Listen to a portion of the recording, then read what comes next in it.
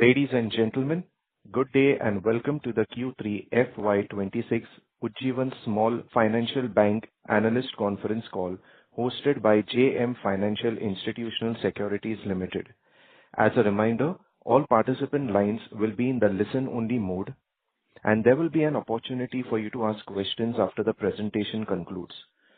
Should you need assistance during this conference call, please signal an operator by pressing star, then 0 on your touchtone phone. Please note that this conference is being recorded. I would now like to hand the conference over to Mr. Ajit Kumar from JM Financial Institutional Securities. Thank you, and over to you, sir. Thank you. Good evening, everyone. I welcome you all to Q3FY26 earnings call of Ujjivan Small Finance Bank. Today, we have the senior management team of Ujjivan Small Finance Bank, represented by Mr. Sanjeev Nautiyal, MD and CEO, Carol Furtado, Executive Director, Mr. Sadanand Balakrishnan Kamath, CFO, Mr. Ashish Goyal, Chief Credit Officer, Mr. Vibhas Chandra, Head Micro Banking, Mr. Hitendra Jha, Head Retail Liability Staff and TPP, Mr. Umesh Arora, Head Emerging Business, Mr. Martin P.S., Chief Operating Officer, Mr. Brajesh Cherian, Chief Risk Officer, Mr. Siddharth Bhardwaj, Head Investor Relations, and Mr. Gaurav Shah, Lead Investor Relations. I would like to thank the management for giving us this opportunity to host this call. I would like to hand over the call to Mr. Sanjeev Nautiyal for his opening remark. Over to you, sir. Thank you, Alaric. Good evening, everyone, and thank you for joining us today for Ujjivan's Q3 and 9-month financial year 26 earnings call. On behalf of the entire Ujjivan team, I would like to extend our warm wishes for the new year. Please note, references will be made to Q326 versus Q325 as YOY and Q326 versus Q226 as QOQ. The operating environment remains favorable as reflected in real GDP. I'm sorry to interrupt, sir. Could you please come a little closer to the microphone? Your voice is just a bit muffled. So close. The operating environment remains favorable as... Is this better, please? Yes, sir, slightly better. Please go ahead. Okay. The operating environment remains favorable as reflected in real GDP growth print of 8.2% in Q2 of financial year 26. This marks the fastest pace of expansion over the last 18 months, with financial year 26 growth expectation at 7.3%. This underscores the continued strength in domestic demand alongside improving industrial and manufacturing capacity utilization supported by healthier corporate revenues. For the banking sector, these strong macro fundamentals translate into supportive backdrop for sustained demand for credit as well as improving asset quality. The RBI MPC rate reduction of 25 basis points in December lends further impetus to future growth prospects. We look forward to the Union Budget to continue the path of fiscal consolidation while boosting key pillars of GDP growth. Coming to our quarterly performance, we have delivered yet another stellar quarter on the overall business. Deposits grew by a strong 7.7% QOQ and 22.4% YOY to rupees 42,223 crores, with our credit to deposit ratio staying comfortable at 88%. CASA mobilization has been healthy and remains a key focus area for us. In line with our guidance, we continue to expand our geographic footprint during the quarter with the addition of 11 branches, taking our total branch network to 777. This marks completion of planned addition of 24 branches for financial year 26. The clear focus on acquiring quality new-to-bank customers and dedicated channels to engage better with existing-to-bank customers has led to CASA percentage staying above 27% for 2 consecutive quarters. We have witnessed improvements both on month-end balances and monthly average balances.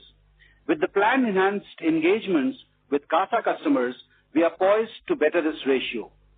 Cost of funds continue to trend lower due to the deposit rate cuts already taken in H1 FY26 and better overall liquidity planning. Cost of funds for the quarter was 7.08%, down 26 BPS QOQ. We are closely monitoring the tight liquidity scenario and remain comfortably placed with LCR at 165.6% as of December 25. Effective January 9th, savings account deposit rates in the lowest two brackets have been reduced by 25 basis points and 50 basis points respectively. Gross loan book, GLB, for the quarter grew by 7.1% QOQ and 21.6% YOY to 37,057 crore rupees, driven by the highest ever quarterly disbursements at rupees 8,293 crores. This was due to all-round performance across unsecured and secured products. Our microbanking portfolio continued to demonstrate strong momentum across collections and disbursement growth. Bucket X collection efficiency showed continued improvement for 7 consecutive months starting June 2025 and clocked 99.7% for December 25. The book created with enhanced credit policies within MFIN guardrails is leading to these improved collections. The rejections trend has started to move lower, and we expect further improvement in new customer acquisition going ahead. New customer additions were at 1.4 lakhs, up 11% QOQ.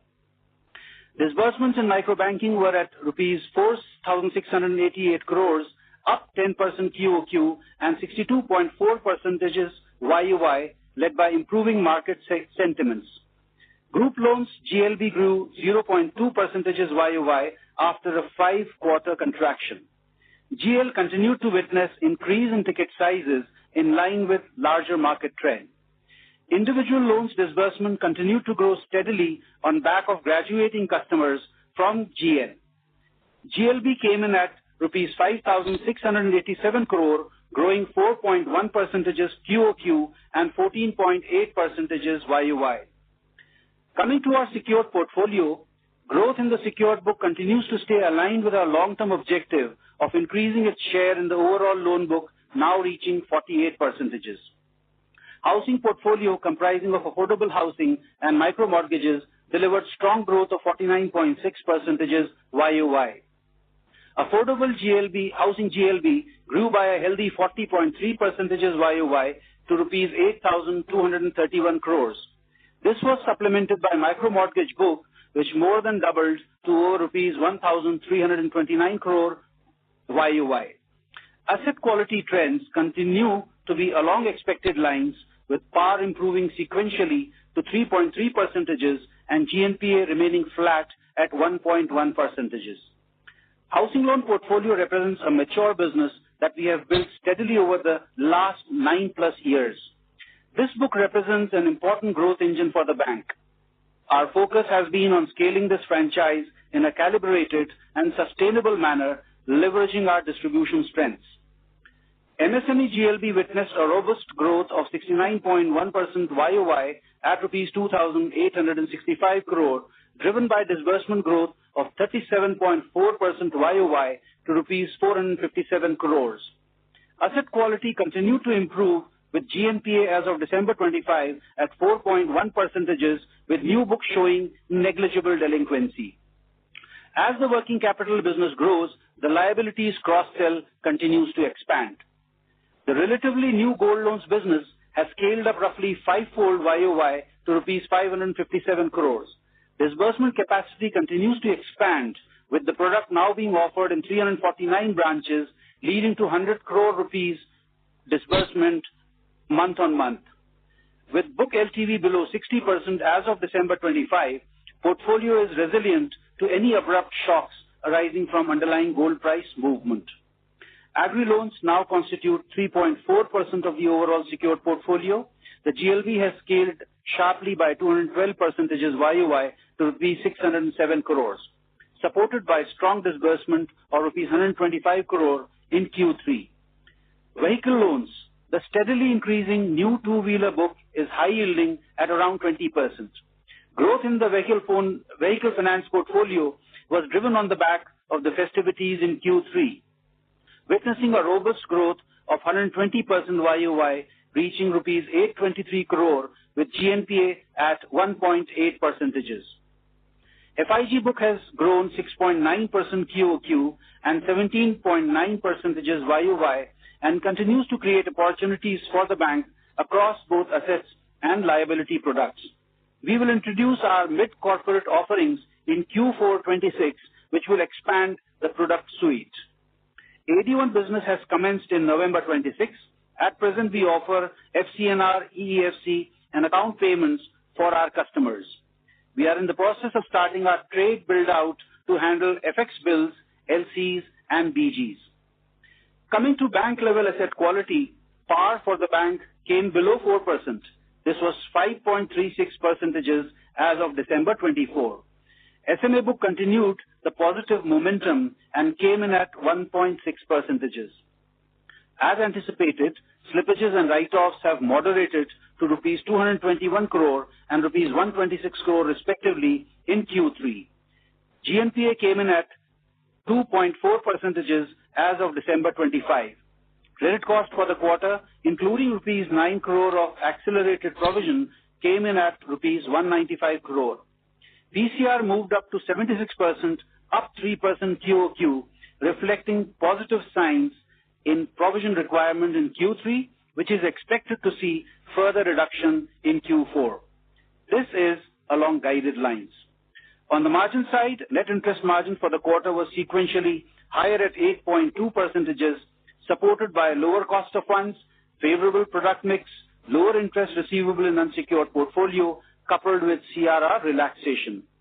Our reported net interest income of rupees 1,000 crore is a growth of 12.8% YOY and 8.5% QOQ. This marks the highest ever reported NII, reflecting our growth as well as normalization in P&L post the recent stress period. As regards the implementation of new labor code effective November 25, we have assessed and accounted for the estimated incremental impact towards past service cost amounting to pre-tax rupees 18 crores. Our cost to income ratio came in flat QOQ at 66%. Adjusted for this rupees 18 crore one-off, impact our cost of income drops below 65%. Profit after tax came in at rupees 186 crore with an ROA of 1.5% and ROE of 11.5%, indicating strong improvement in profitability. The improved profitability is on expected lines and is built into FY26 guidance range. On our universal bank application being considered by the regulator, we continue to remain hopeful. To bolster the board, we welcome Mr. Anirudh Paul to the Ujjivan family. He has been appointed as an independent director effective today, subject to the approval of the shareholders. He is an award-winning business and technology leader with over 3 decades of global experience across banking, insurance, technology, and digital transformation. He brings expertise in complex transformation, innovation in AI and data, process and technology that will help the bank in its growth trajectory.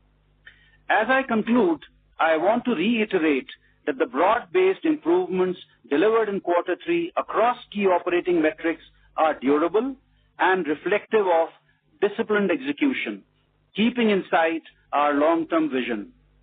While we grow our various businesses, we are managing our expenses in a very tight band, and which should see our investments in distribution, process, technology, digital and marketing, creating an operating leverage over the medium term.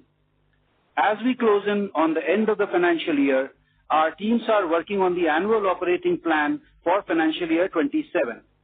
We shall continue to generate growth momentum across deposit and asset products into the new financial year. Asset book diversification shall continue while improving asset quality. Cost of funds is expected to trend better, leading to improved performance across parameters. I will pause here and open the floor for questions. We have our ED, CFO, and other colleagues who will collectively answer the audience's questions. I now hand over to Alaric. Thank you so much.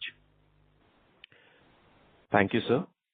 We will now begin the question and answer session. Anyone who wishes to ask a question may press star and 1 on their touchtone telephone. If you wish to remove yourself from the question queue, you may press star and 2. Participants are requested to use handsets while asking a question, and kindly restrict yourselves to 2 questions. For any more, you may rejoin the queue. Ladies and gentlemen, we will wait for a moment while the question queue assembles.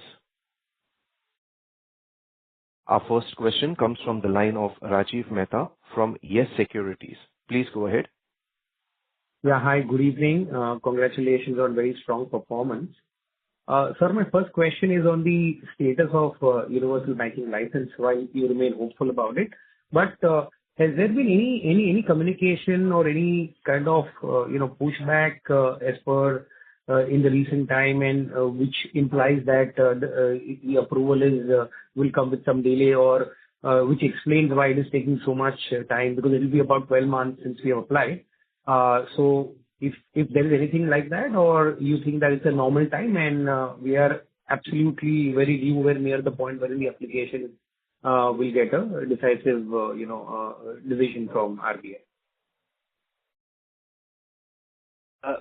So Rajiv, it is being actively considered by the Reserve Bank of India, and we have to just wait for their decision. That's all I can say. We would expect it to happen as quickly as possible. The decision, that is. Okay. And sir, now just commenting, if you can comment on the NIM's trajectory, because NIM has pleasantly gone up by 30 basis points sequentially in this quarter.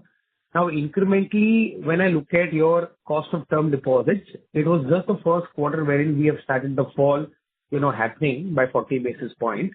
Now, if you can explain the trajectory of how your cost of term deposits can further fall and up to what level, and you've also cut some SAR rates, so how would that also have some, positive impact on the cost of fund? And now with the growth mix, slightly getting better with MFI coming back, how do you see the yield playing out? And consequently, as the dynamics of both asset and liability pricing, how do you look at your NIMs over the next 2-3 quarters? Hi, Rajiv. So, Rajiv, we expect the NIM to at least stay at the same level as we have reported in this quarter. Possibilities for improvement do exist, and the kind of initiatives that we have taken on the reduction of the rates of interest, savings bank deposit rates in the lowest two buckets by 25 basis points and 50 basis points, and the tightening of the costs and the expenses, and the kind of portfolio health that we are witnessing on the microfinance side, and the growth that it is exhibiting, all points into a positive direction. So let the actual action happen in the last quarter. We remain positive. Okay. Sir, just 2 last things. So where do you want to maintain your Sorry to interrupt, Rajiv. I would request you to rejoin the queue as you're done with 2 questions. Sure, no problem. Thank you. The next question comes from the line of Suraj Das from Sundaram Mutual Funds. Please go ahead. Hi, sir. Am I audible? Yes, Suraj, please go ahead. Yeah. Thanks for the opportunity, sir. 2 questions. One on the yield on MFI. This quarter, the yield on MFI has gone up on a QOQ basis. Just wanted to check if this is a function of the lower slippages, or you have taken any rate hike or done some sort of that thing there. That is question 1. Second question, sir, in terms of this individual PAR 0 number on the West Bengal side, I think that number has been quite sticky for last 2-3 quarters. When do you see improvement there? And the last question would be, sir, on the affordable housing book, I think in terms of PCR on the housing portfolio has come down quite a bit. I mean, over the last 3-4 quarters, it used to be 60% plus 60-65%. However, I think that number right now is mid-40s. So what would be your comfortable level of PCR in the housing portfolio, as this is one of the fastest growing portfolio within the bank? Suraj, on the first question, which was 22.2 yield, the bank has not taken any changes in the rate, the lending rates. It is only on account of reduced slippages. and therefore consequently reduced interest reversals. The second question was related to individual loans, which West Bengal, we had pointed out last time, was showing a higher par. So when you look at the SMA book, the SMA book has started to come down. Our bucket X collection efficiency in West Bengal has also improved. So SMA has come down. However, 90 plus continues to be slightly on the higher side.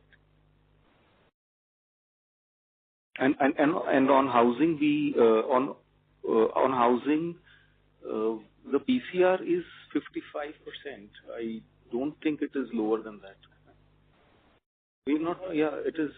So last time also we had said that on almost all secured assets, our PCR is about 55%, and on unsecured, our PCR is in the range of 85%, bringing the overall PCR to 75-76%. That continues even in the end of this quarter. Sure. Understood. Thanks for that. Probably the housing, I'll take it offline. Thank you. The next question comes from the line of Shripal Doshi from Equirius Capital. Please go ahead. Hi, sir. Thank you for giving me the opportunity, and congrats on a good quarter. So my question was on MFI segment. So what is the customer base there as on December, and how has been the customer addition in the last couple of quarters?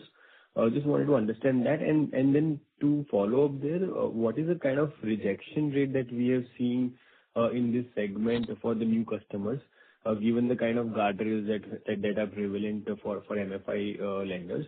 So that is question number one. And question number two was on the OpEx front. So that run rate continues to be elevated.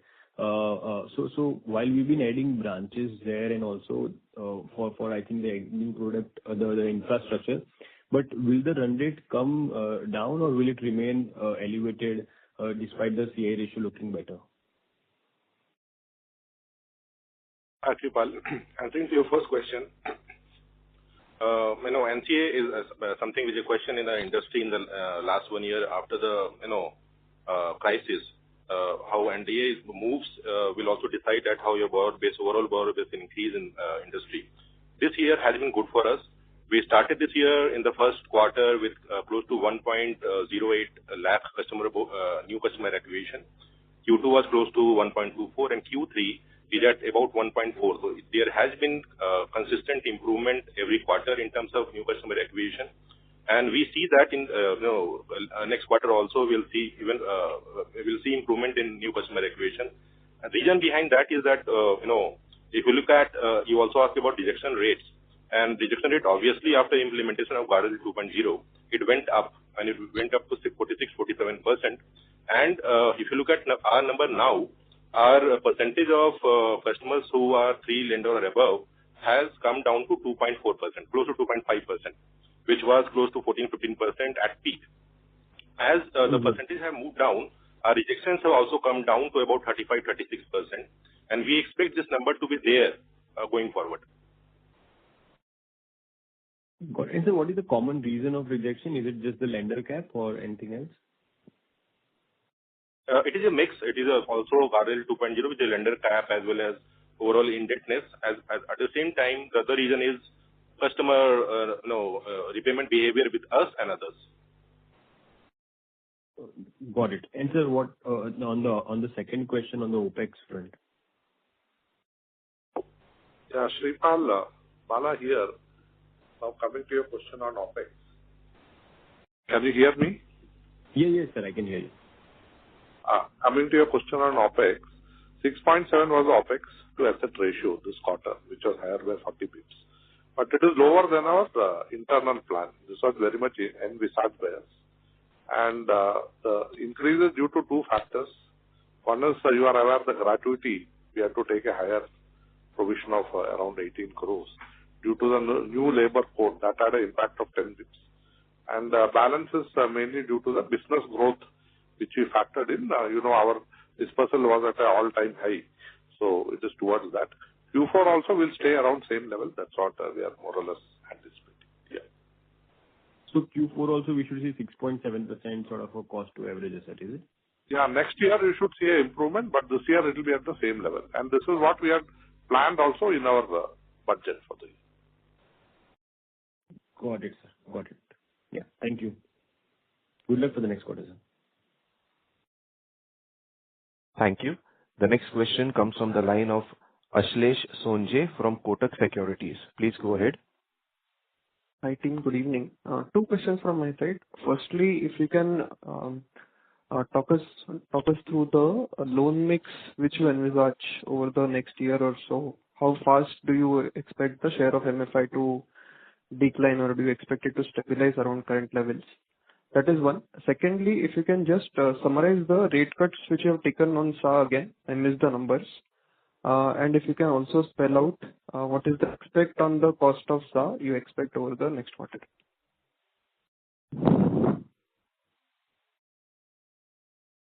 Coming to your first question, we are working on a budget for next year along with the medium-term plan. Once it is concluded, we'll share the details with you. Till then, we remain committed to a vision 2030.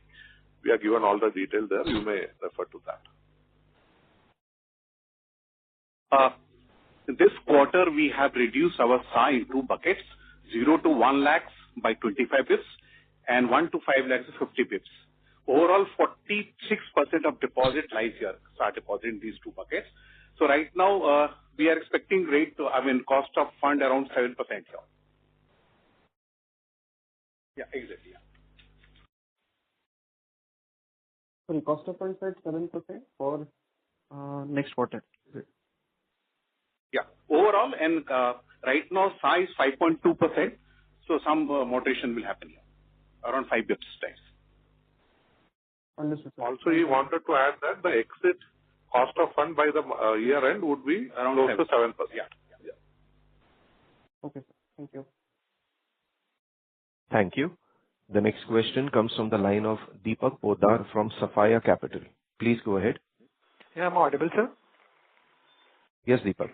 Yeah, okay. Thank you very much, sir, for this opportunity. So just first up, wanted to understand, I think you mentioned in your opening remark as well, you expect a further moderation in the credit cost. And you did mention in your presentation as well our steady state credit cost of 1 to 1.5%, right? So just wanted to understand by when we do expect the steady state credit cost we strive to achieve. I mean, maybe what we are 2 quarters away, 4 quarters away. How should one look at it?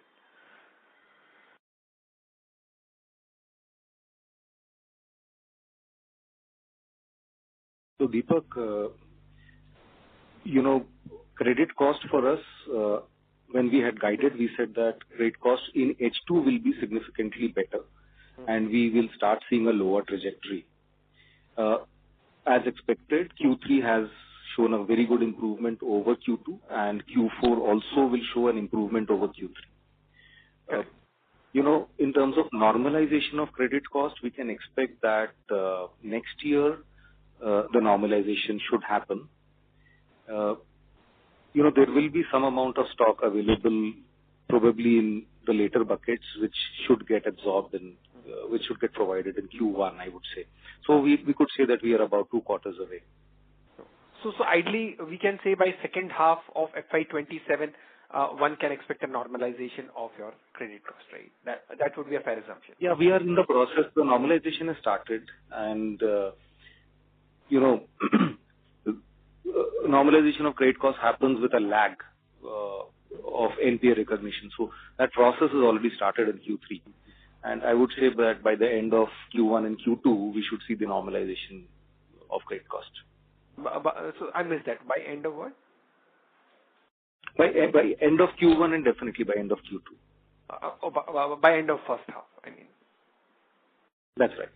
Okay. And my second question is on your ROA. I mean, we have given our FY30 vision where we are seeing ROA of 1.8 to 2%, right?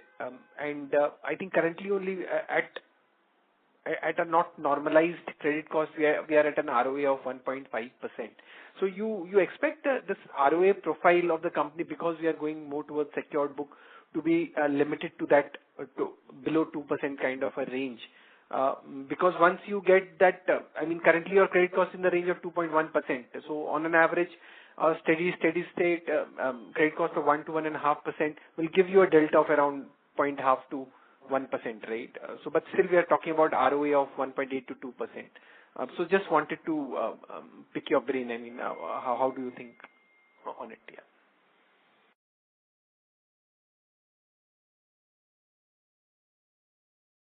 We are going to have a diversified book, and as shared in our plan for 2030, we have worked out the entire plan.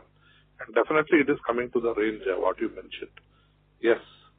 So with the book which we envisage, it's more of secured and unsecured tapering off to 30% by 2030, this plan can be achieved. Okay. And what is the assumption of secured book by FY 2030? 2030, we are assuming around 30 to 35% will be unsecured and the balance will be secure. So 65-70% is secured, and there we expect a 1.8 to 2% kind of a ROA profile. Yes. This year will end around 50-50. Slowly it will progress towards 30-70 by 2030. Every year around 5%. Every year 5%. Okay, fair enough. I think those were my two questions. That's it from my side. All the way best to you. Thank you so much. Thank you. The next question comes from the line of Sukrit Patil from Eyesight Fintrade. Please go ahead. Good evening to the team. I have two questions. My first question is, as Ujjivan builds on its core and microfinance and affordable housing, how do you see the lending mix shifting over the next 2 to 3 years? And what role will digital onboarding and fintech partnerships play in scaling inclusions and strengthening customer support? That's my first question. I'll ask my second question after this. Thank you.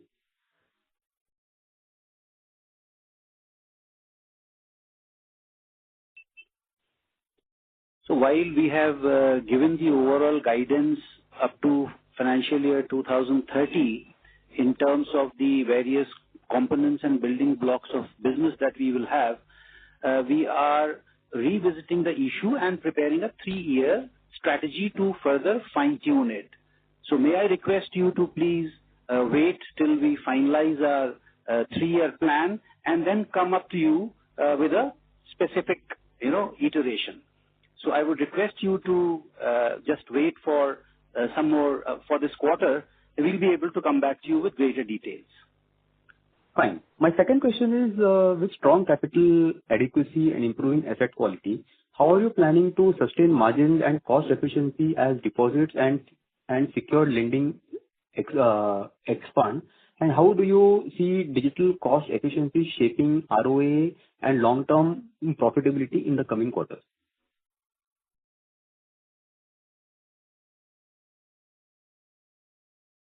Yeah, hi. This is Gaurav. So, with the improvement in the overall parameters across the unsecured landscape, we have started to see the credit cost moderation, and that is leading to the increased profitability. And the diversification, if you see the secured verticals, the new businesses that we had started to incubate around FY25 starting, they have started to grow very well. So they'll soon add into the bottom line as well. We have trajectory for that. And hence the overall profitability will move in the tandem of, as Mr. Nautiyal also said, towards the FY30 vision. So that's the overall thing that we are looking at. And on the liability front also, just to add, we are looking to increase the CASA percentages, which has come up to 27% in this financial year. We expect that to move towards 35% in our 30 vision. So all these things will play out, and we look to have a consistent kind of a profitability matrices. Just to add here, our CASA franchise is showing very good growth. This year we saw growth of 33.2% YOY and 7% QOQ. So we are confident of increasing CASA percentage going forward. Thank you for the guidance, and I wish the team best of luck for the next quarter. Thank you. The next question comes from the line of Rajiv Mehta from Yes Securities. Please go ahead. Oh, thanks so much. My question was on this on the collection team, I see some reduction in the collection team starting to happen in this quarter. And now with normalized collection efficiencies across businesses, including microfinance, do you think what is the scope for optimizing this number too? So that's the number one question. And second is on the affordable housing disbursement. I can see some mild deceleration in this quarter on Q-on-Q basis. And I can also see that in affordable housing, there's a 20 bits of yield decline on Q-on-Q basis. So are there growth or pricing or competitive challenges in that particular segment? Because that's a material segment for us. So, Rajiv, on the collection team, as you know that, we've had 4 quarters of increased slippages and, increased PAR, which is now coming under control. And we are now starting to show very good numbers on PAR as well as NPA. However, the entire stress has been in the microfinance book. So on microbanking, there is a long tail which we already have.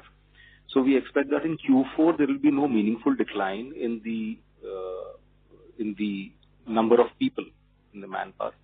But Q1 onwards, we will start to see a decline of between 100 to 150 people on a quarter-to-quarter basis.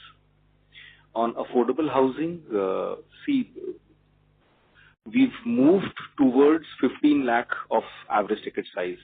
So the decline in yield that you're seeing is largely because there has been a shift towards slightly higher ticket sizes, point number one. And point number two, there has also been increased competitive intensity in the market. Got it. Thank you. Thanks and best of luck.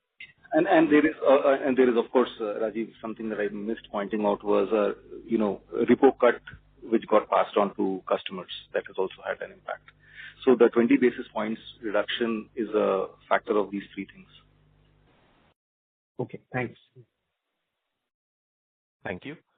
The next question comes from the line of Hitendra Pradhan from Maximal Capital. Please go ahead. Sir, a couple of questions. One is on the CGMFU side. So how much of the insurance that we have paid in this quarter and what percentage of our incremental disbursements and loan book is getting covered under this?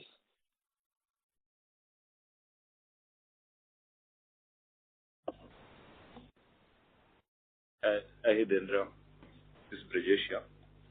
So CGFMU, we cover a smaller portion. We do decide on the quantum to be insured depending upon the risk-adjusted returns. And also we use this as a tail risk protection strategy. So as based on each quarter, looking at the quality and requirement, we cover some portion, but it's very limited. It's not a very high portion what we cover at this point in time. Thank you. So how much is the insurance amount that we have paid in this quarter?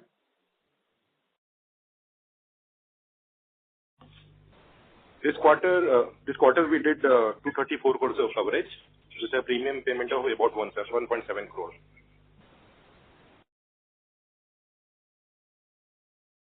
Okay.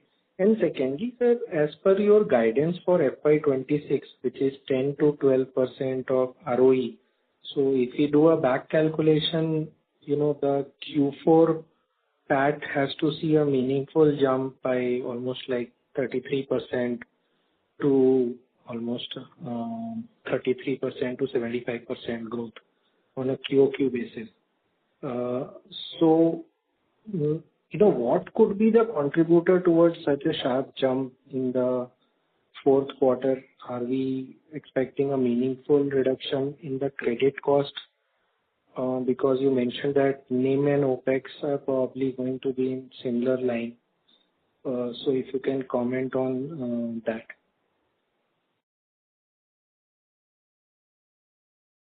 We stand by our guidance, whatever we are given. We are confident about it. There will be 2 key factors. 3 key factors. First one is the dispersal will be at an all-time high with microfinance as well as secured book totally firing. Second point is the falling cost of funds. We had given a guidance. Cost of funds will fall further towards the 7% level. And finally, the credit cost, as mentioned by our CCO, it is going to be much lower in Q4 as compared to Q3. All these factors will contribute to us reaching the figure which you mentioned. Okay. And finally, sir, on micro mortgages, so we have seen a very high growth in this segment in this quarter, both in terms of disbursements, while we have also seen some par zero increasing maybe because of book seasoning. So what are the trends that you are seeing in this particular segment? Because, there are players who are facing challenges in this particular segment, but we are growing fast despite having a slightly higher par zero on a quarter-on-quarter basis. So if you can give some color on that. Yeah, hi, this is Umesh. As far as micro mortgage is concerned, as we said that our book is somewhere around 1,325 odd crores. And since the base itself is very low and we started around 18-20 months back, so this absolutely the full tenure of 12 months we have seen in this last year only. And that's why on the percentage terms, it looks like, okay, very heavy, but the base itself is low and that's why it has showing. Second, as far as NPAs are concerned, if we see that it was almost zero because the volume itself was negligible. And as on date also, when we talk about it is somewhere like, okay, 0.3. So it is like, okay, going to a little bit sort of like, okay, matured once the portfolio will mature. But I think we are well under control on that. But on the ground, are you seeing any challenges, sir, on this particular segment? Because we seem to be growing fast here. So there are, couple of points which I would want to add. One is the bucket X collection efficiency. So in terms of bucket X collection efficiency, we have since inception never gone below 99.7%. Exit December, we were between 99.7 to 99.8% on the overall bucket X collection efficiency, with 12 MOB being 99.9 and above. So therefore, it's been a stable portfolio for us. With bucket X is the beginning of all the, all the measurement that we do. Secondly, we also are aware of the fact that there is a slight amount of stress in the market in the lower ticket sizes. We have, as a strategy, moved our average ticket size to 6.5 and above. So now we operate between 6 lakhs to 12 lakhs as the predominant ticket size, with some cases happening below 6 and some happening above 12 also. But we are reducing our dependence on the lower ticket sizes, and we will see a steady growth in 6 to 12 lakh ticket size. In terms of geographies, we are now present in almost 260 to 270 branches. So therefore, it is very well diversified. We don't have any dependence on any geography. Fourthly, this is a non-DSA business which is 100% self-sourced. Because of this reason, we also feel that, since this is sourced through branches, it should have a slightly better, better asset quality. I'm sorry, I mentioned 260 to 270 branches. We are at 317 now, 317. And I would like to add here as far as LTV is concerned, it is somewhere like 44-45% LTV that we operate in. And one of the key emotional connect with the customer is 96% of such properties are SORP, self-owned residential properties. So that is giving us a comfort. And DSA sourcing or through third parties is negligible. So all is in-house sourcing.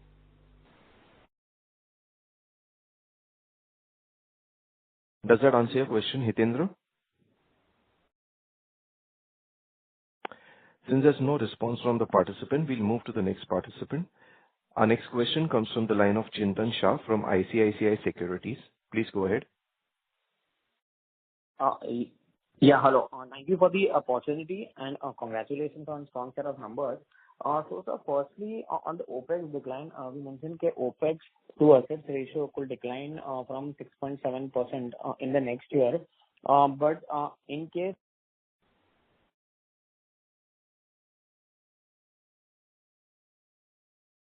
Sorry, Chintan, we can't hear you. So the participant has dropped, and so we'll move on to the next participant, that is Pritesh Bum. Please go ahead. Yeah, hi. Good evening, sir. Congrats on a good set of numbers. One data keeping question and two questions. One is I wanted breakup of slippages between MFI and non-MFI and within the group and individual loans, if you can provide.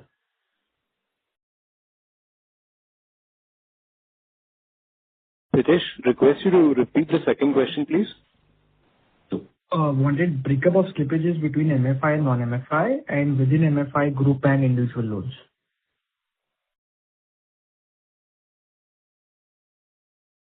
So the gross slippages, the average of microfinance is in the range of about 80% to the overall slippages. The total slippages we had for the quarter was 221 crores, which is about 2.4% annualized. Of this, 80% comes from microfinance and the remaining 20% comes from all the other assets. And within group and IL, if we can have a broad color. Within group and IL, 70% is from GL and 30% is from IL. Got it. The first question is that this West Bengal, which is now our largest segment within the micro banking, and we are seeing a lot of movement politically, SIRs. What is your thought process there now? Anything you are looking at as a measure or any early indications of how that portfolio can behave? Hi, Pritesh. On West Bengal, we recently also saw Bihar elections, and you're right that in West Bengal, Tamil Nadu, Assam will also witness election in the early next financial year. West Bengal, we have been working for last about 18, 19 years, and we have witnessed previous elections also. We don't see much of disturbance as far as microfinance operations is concerned in West Bengal. This is also based on the fact that most of the portfolio in West Bengal, like other states, are mostly metro or urban in nature, and our rural presence is limited. At the same time, our overall diversification in terms of product among the customers between GL and IL within microfinance, and then beyond microfinance also within Ujjivan Bank is also very healthy. That gives us confidence that West Bengal is going to be okay right now also and next financial year as well. Got it. The second question was in terms of CASA and deposits. So we've shown a decent growth this quarter. What are we doing to improve it further from this levels of 27%? And we are at a comfortable CD ratio of about 85%. Now, how are you going to look at deposits as some growth is coming back, and how do you think about deposit side? Yeah. Hi, Chintan. So CASA, as we have given our projection, we'll maintain the same level this year, and we'll improve going next year. Starting of next year, we'll improve, but this year it will be around the same level. Okay. And cost of fund, we have already given our indication that it will be around 7%. So if you look at CASA growth rate is 33%, okay, which will make this kind of growth rate will maintain for next quarter also. Sure. Sorry, I was asking about CD ratio being comfortable. Yeah, we will maintain around same level. Yeah. Yeah. Got it. Okay. Thanks. Thank you. So did you want to say something? Okay. We got our next question from the line of Chintan Shah from ICICI Securities. Please go ahead. Hello. Yeah, am I audible? Yes, Chintan. Yeah. Thank you, sir, for the opportunity, and congratulations on a strong set of numbers. So, sir, firstly, on this OPEX decline, which you are expecting in FY27, OpEx to asset decline. So this is despite assuming, even if we assume there is a universal bank license approval, despite that also we will see a decline in the OpEx. Will that be a fair assumption to make? Yeah, yes, it is. It should go in that direction. But as Mr. Nautiyal said, that we are working on our plan, and we'll come back with the final figures and guidance for FY27 by the next quarter. So I would request you to give us some time on that. Sure. And secondly, on this MFI piece, I think last quarter we mentioned that their PAR was relatively elevated in a few states, namely Karnataka, West Bengal, and Bihar. So given that there is an improvement in the collection efficiency, so we can say that. So what is the current status in all the three states? Now the PAR is normalized across states, or do we still have any states where the PAR seems to be relatively on the higher side? Yeah. Chintan, we have seen the collection efficiency in 10 out of 10 states at 99.6% and above in November as well as December.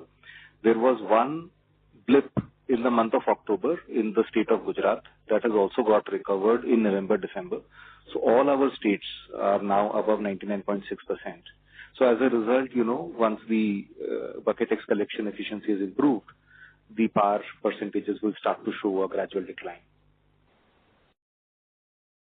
Understood. That is one point is last quarter we discussed that Karnataka was on improving trend, but there was scope for further improvement. Gujarat we talked about North Gujarat where they had some issue. Bihar was never an issue for us, and so far in this quarter also Bihar has performed well. Okay, sure. And just one last thing on the margin front. So assuming that we are now gradually moving every year by 5% almost towards the more secure mix. So how do we expect the yields to trend from here on? And will that decline in the yields, assuming that we are moving from MFI to non-MFI, will that be largely compensated by cost, or we could also see some moderation in margin from a structural standpoint, 2-3 year standpoint?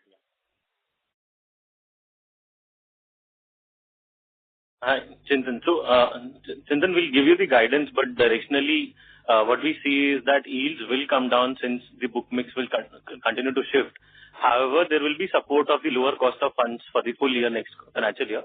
So that is the overall direction, but please wait for the guidance. Sure. No worries. Okay. Thank you, and all the very best. Yeah. Thank you. Thank you.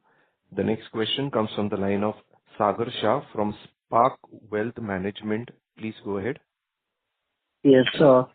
Thank you for the opportunity, and congratulations, sir, for a very good set of numbers. My first question was related to our ROE actually. So going forward, as our credit costs actually stabilize in next year and even better in FY28, and even our asset growth actually accelerates from here on. But I wanted to understand what are the key levers for ROE according to you actually. That is my first question. And my second question was related to the slide number 20, where I was seeing the IL book actually, the PAR ratio is actually increasing. So that was my second question, sir. So I'll take the PAR question first. So as I was describing, the Bucket X collection efficiency in Q3 has been significantly better than Q2, with all 10 out of 10 states showing 99.6% and above, and going up to 99.7% on an average in the month of December. So we have started seeing a very good revival in the Bucket X efficiency. So our PAR over a period of time will start to show a declining trend. On IL specifically, we have seen the SMA book decline 2 consecutive months between October to November and November to December. So this trend hopefully will continue because we are not seeing any disturbance in the early bucket. Okay. But in IL, we've also seen that the collections in the SMA book has also improved, not just the bucket X collection, but SMA collections have also started to see a very good improvement in Q3 compared to Q2. So that also gives us confidence that, the bar will not translate to NPA as it has been in the past, which is showing in our reduced slippages ratio. But sir, our PAR 90 plus has gone up from 2.3 to 2.7. That was my question, sir, on the IL front. So this is on account of two things. One, we had Karnataka, which is largely responsible. We did have some stock which has moved to 90 plus, so this Karnataka has been the outlier. Okay, so IL, one unique thing compared to what you see in microfinance typical group loan is in IL, your repayment in the SMA bucket is also very good compared to GL. As you collect better in SMA buckets, SMA 0, 1 and 2, the customers moving to NPA is on the lower side compared to GL, and that leads to lower write-off as well. But that is a good problem to have if your SMA bucket is little swelled up because you are having higher percentage of collection in this bucket. We are very comfortable in IL. We have been seeing IL doing better than GL, for the last 5-6 years, including pandemic and including the last year crisis, and we are very, very confident about IL going forward as well. Okay. So basically, we will see stabilization trends at least in the IL PAR 90 plus as what we can perceive from your commentary, right? Yes. Okay. And my second question, sir, was the key levers for our expansion in ROE, sir, from next year and even better in FY28. So, Sagar, we will leave you with the fact that our book mix changing in favor of select high-yield products, added to the fact that we will see credit costs coming down proportionate to the secured products that we run, and a concerted effort to build on our other income streams.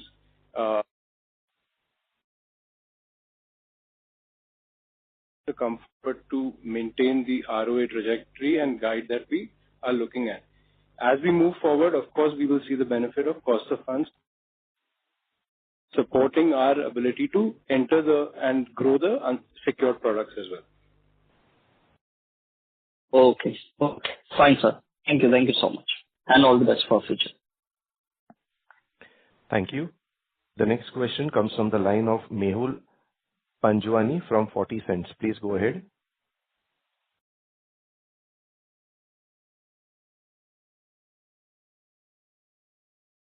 Mehul, please go ahead with your question and kindly unmute your line in case if you're on mute.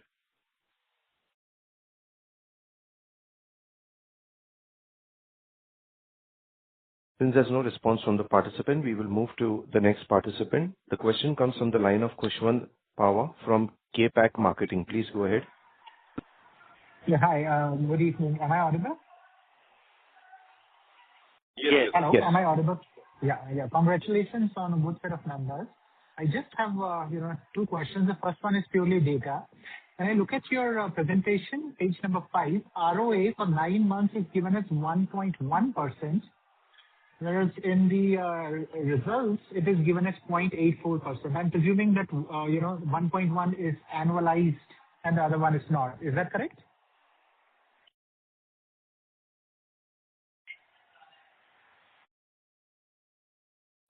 Sorry, page number 5 and where? Sorry. Page number 5 of the presentation, and in the results sheet for the 9 months ended, you give return on assets average there also. So in the presentation and the results, both are uploaded on the website. So I'm comparing the two, and I see return on assets as 0.84% in the results, quarterly results. Whereas in the PPT on page number 5, 5 being the 5 number written at the bottom, actually slide number 6, if I include the title slide. So 1.1 is mentioned there. So I just wanted to understand, is it the difference just that one is annualized, the other one is not? So maybe we'll check this and come back. We'll reconcile if there is an error at our end. All right. If I go with what's given in the results, that's 0.84%, and your guidance for this fiscal being 1.2% to 1.4%. Now, March is also a quarter where you will have your bonus payouts and everything. So how confident are you with likelihood of additional, employee-related OpEx that you will actually, be able to hit the ROA guidance? And how do you see it quarter-on-quarter improving from there on? Because, your vision is 1.8 to 2% eventually, but slowly, you do need to reach 0.4 kind of quarter-on-quarter number. So any comments on qualitative comments, quantitative on this year, but qualitative in long term, how do you see it panning out? So on the payouts and all, just to tell you that we stand by our guidance, and we see that our range of 1.2 to 1.4% ROA will be met. We are very confident about that, and any additional expenditure is already incorporated in that. So that we are very confident of falling in that range. Kushwant, just to confirm on the dual data that you mentioned, it is an annualized number which is reflecting in 1.1. Yeah, I figured that. Thank you so much for that. All the best. All the best. Yeah. Thank you. Thank you. Ladies and gentlemen, that was the last question for today. I would now like to hand the conference over to the management for the closing remarks.